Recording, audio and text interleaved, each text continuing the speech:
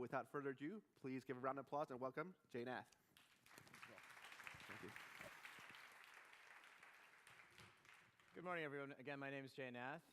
I'm the city's first Chief Innovation Officer. I report to the mayor. And it's a new role that was created in 2012. And my role is really being a bridge with our overall innovation ecosystem locally and more broadly.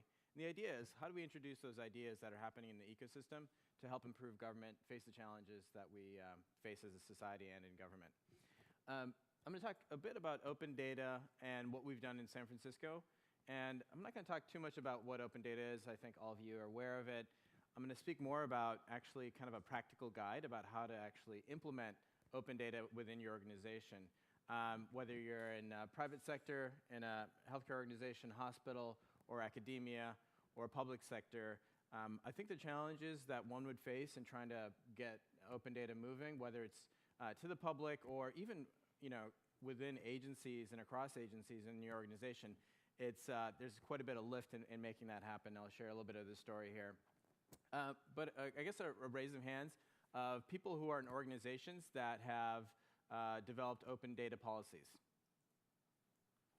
Ian, there's a few there. OK, we've got maybe 10%, 5%. So hopefully this is educational to all of you. So we launched Data SF in 2009. We were one of the first cities to do so in the country. And when we did this, we really didn't know what to expect. We knew it was emergent, but there wasn't too much precedent about what actually the uses were going to be. We were hoping for economic development. We were hoping that people would create new services and applications. And they've done all of that. They've even done artwork based on data. So it's been really interesting to see how people are using this data in the ecosystem in various ways. And that's what I really like about open data is the generativity of it and the fact that it is emergent. I'm just going to go through some examples. We've got over 500 data sets that we've released to the public since 2009. I think we can do more. We've passed some legislation that's going to accelerate that. And we have, it's hard to estimate how many apps are out there, but my guess is around 100 applications that have been developed around San Francisco data. Here's one here, visualizing 3-in-1 data requests. And what's so interesting is that a few years back when Will was mentioning my beginning of my career in city government, I was working in the 3-in-1 space.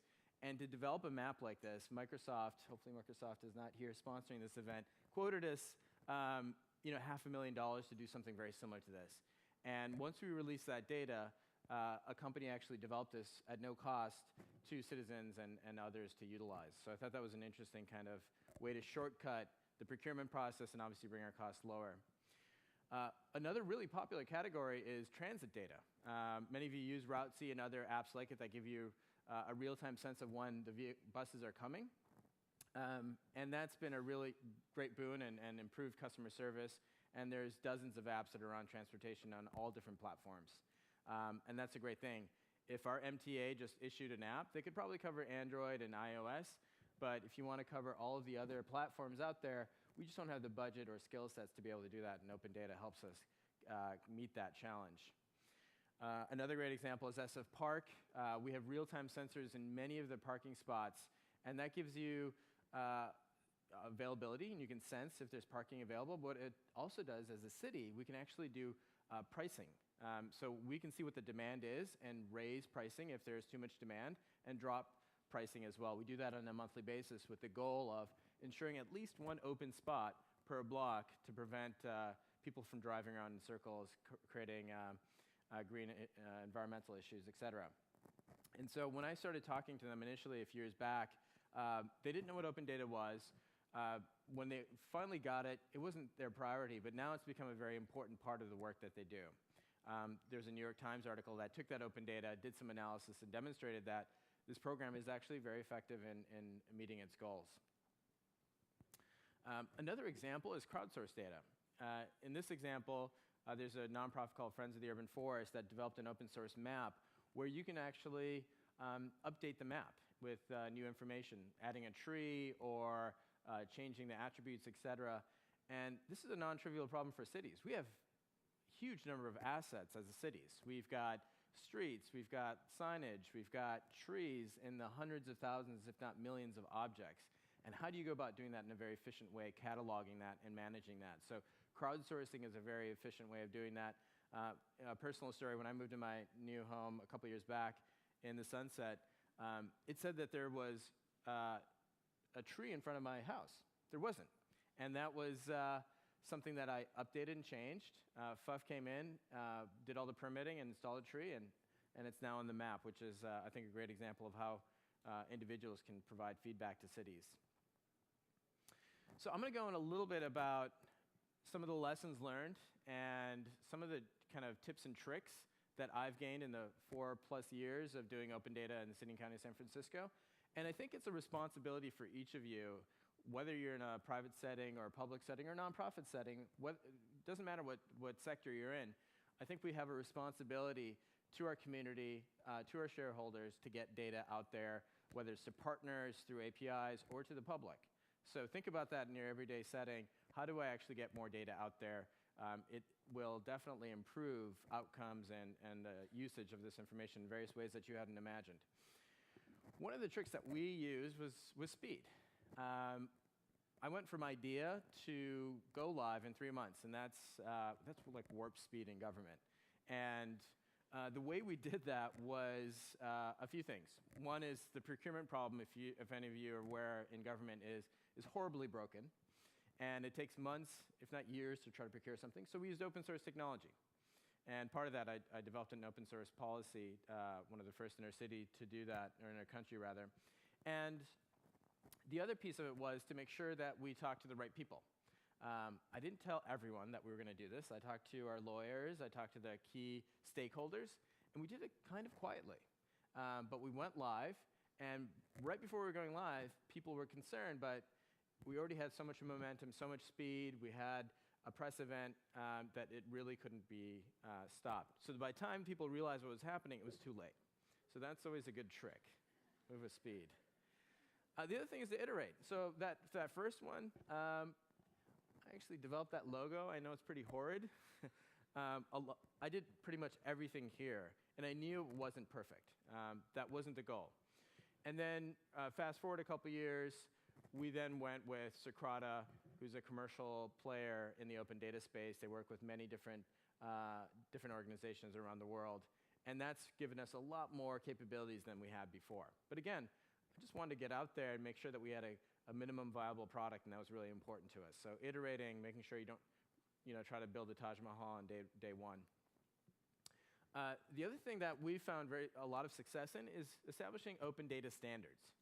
And standards seem like a sort of an esoteric, wonky thing, but it powers everything that we do. That's really been a driving force in our society. If you think about the internet, it's based on open standards like HTML, CSS, TCP/IP, et cetera, et cetera. The whole foundation of the internet is based on openness. And it's because of that we've seen, obviously, the great benefits around the internet. And so with data, it's a very similar thing as well. If we just release data and it's different than New York City or an organization in the private sector, the value of that data is diminished. Because if you're a researcher or a developer, you now have to negotiate the different formats and languages, et cetera, of each of these data sets. That's obviously huge friction and a lot of drag in trying to innovate. So establishing standards are really, really important. And I'll go through some of the standards that we developed. As Will mentioned, we developed the first read-write API of any city called Open 311 API. And for those of you who don't know what 311 services are, I encourage you to try that in your city. If you live in San Francisco, we've got a very robust system, 24/7. It's really for all non-emergency service requests and information. So if you want to know when the pool hours are, you can call 311.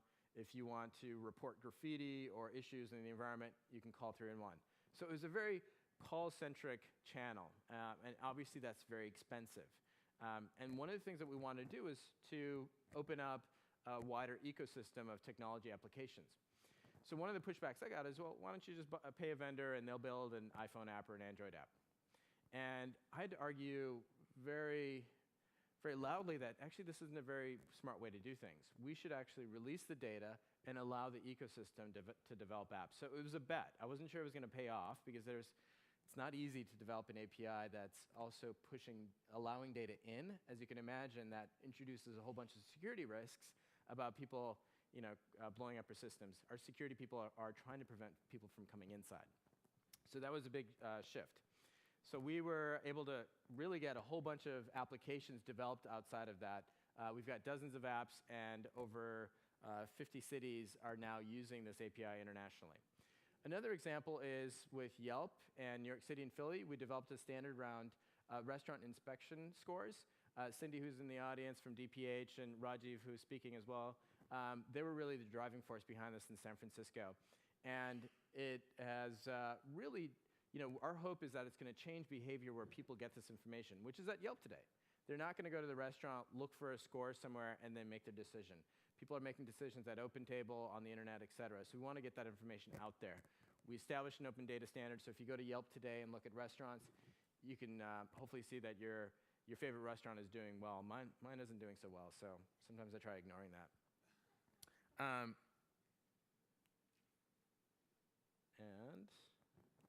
I've got a little clicker issues. And so the next slide, I'm not even sure because I've got baby brain, I've got a new baby, and I don't have a great memory any longer. Hopefully the people in the back can help me advance to the next slide.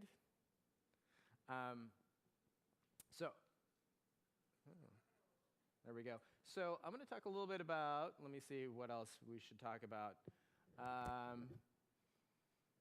Dear God, I need those slides. Should have had a paper copy, right? Analog is sometimes good. There we go. Thank you. Data retails. I'm only at number 4. I'm going to have to accelerate here. So Yelp and Google, we want to make sure that we work with partners that have distribution. We see ourselves as data factories, but we don't know how to market data. So we need to go to organizations like Yelp and Google, obviously making it open so that they can distribute to their millions of users. We also realized we should work with a small number of partners. If you work with too many people, you're going to have issues. So we just made sure that we got the core group of people. The other thing is to make sure that you use press events and marketing as a driving force. In public sector, we don't necessarily have timelines that we'd have to adhere to. There's no product launches and et cetera, or shareholders that we're necessarily accountable for from a pricing standpoint. So in this example, we worked with Vivek Kundra, Tim O'Reilly, former Mayor Gavin Newsom, and I was able to use this event as a leveraging force. So when somebody said, hey, you can't do this, I said, okay, well, why don't you talk to the mayor and talk to the White House?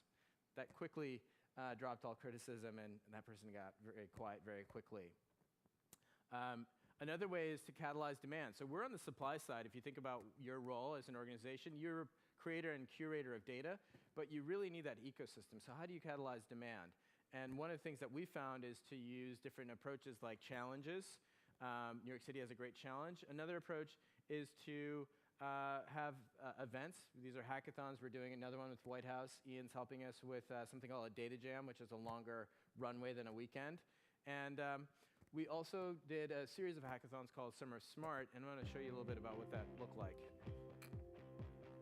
Facebook and Twitter, they have an ecosystem. We're trying to build that same platform for government. Hopefully we're developing an urban operating system.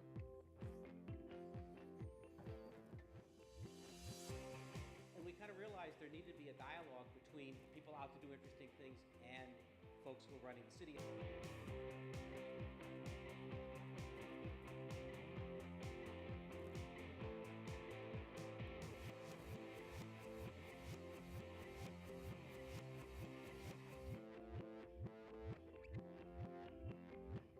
When you're looking at civic applications, think, what is the one thing you want people to do, and design your application around that.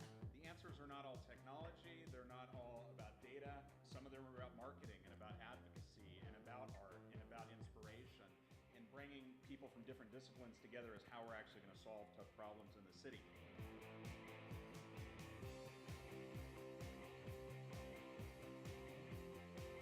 We have the tools to bring people together in brand new ways. The very fact that so many people are involved is just an amazing testament to what we're up to, and it's cool that we've got the city looking at it. Okay, really quickly. So the other thing that we did was during the mayoral debates, and we had 16 candidates, we educated them. We went to 2 events, one at WordPress, the other at the Commonwealth Club, and we talked to them about open data. We talked to them about hackathons, et cetera. I think it created a new perspective, and that helped actually create the office that I have. Really quickly, we passed some legislation. We are creating a new chief data officer. We've got some other great things that we're doing around that. Please check that out. And we saw that the White House, President Obama, issued an executive directive that was very similar, so that was encouraging to see as well. The last point is private data is very, very important.